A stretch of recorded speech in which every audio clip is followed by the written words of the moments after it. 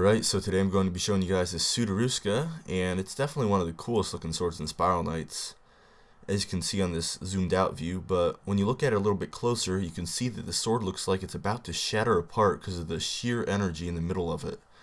So it's got that really cool shiny effect to it, and on the end of it there you see a little star that I think that signifies the stun status that the sword is able to inflict. So there's definitely quite a few details in this sword, and like I said earlier, it's definitely one of my favorite looking swords in Spiral Knights.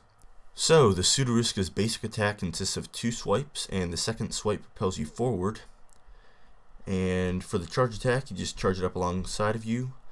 And when you release the charge, you slam it on the ground and rocks shoot up, and like this magma shoots up. It's just one of the craziest charge attacks, as you can see. Like, it's light shooting out of the ground, rocks shooting up. Definitely very interesting to look at. Now, as we take a closer look at the Sudaruska, you see that it deals pure normal damage, which we'll touch on a little bit later. The sword also has a fair chance of causing the moderate stun status on its charge attack, and the sword also has a decent range because it's so long. So, because the Sudaruska deals pure normal damage, that means that we're always going to be dealing average damage to any enemy in Spiral Knights. And we can tell we're dealing average damage because of those blue numbers. Now, the only drawback to dealing normal damage is that you won't be able to deal great damage. Like if we were using an Acheron on that slime, we would be getting much larger numbers. But we won't have to worry about dealing low or horrid damage either. So it's kind of a give and take there. Now, there are a few things that you need to be aware of when using the Sudaruska. The first of which is that its attack speed is really slow. And as you can see here, this thing is just plodding along like it's taken forever to get some swipes in. And even when you equip the Swift Strike Buckler, which provides an ASI of high, you can see a little bit of a difference, but the sword is still just really slow.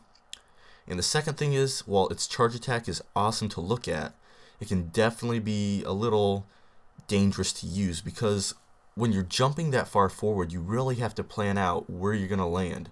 And if you don't, it could lead to some disasters. So, if you are interested in getting a Sudaruska, you'll first need to get your hands on a Troika.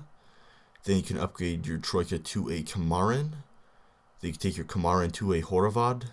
And finally, you can take your Horavad to a Sudaruska. And thanks for watching the video. Hopefully you learned a thing or three, and I'll see you in Spiral Knights. Alright, so here's a little section for those of you that are interested on what type of content is going to be coming up on this channel in the coming weeks.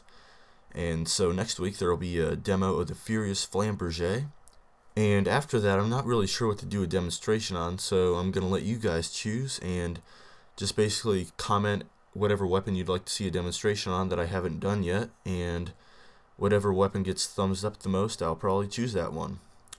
And there's also going to be some maplestory content starting to flow into this channel, and I'm doing that because I'm trying to, reach out to more people, and I'm kind of going to center this channel around free-to-play games. I'm just going to slowly work towards just integrating more free-to-play games in this channel.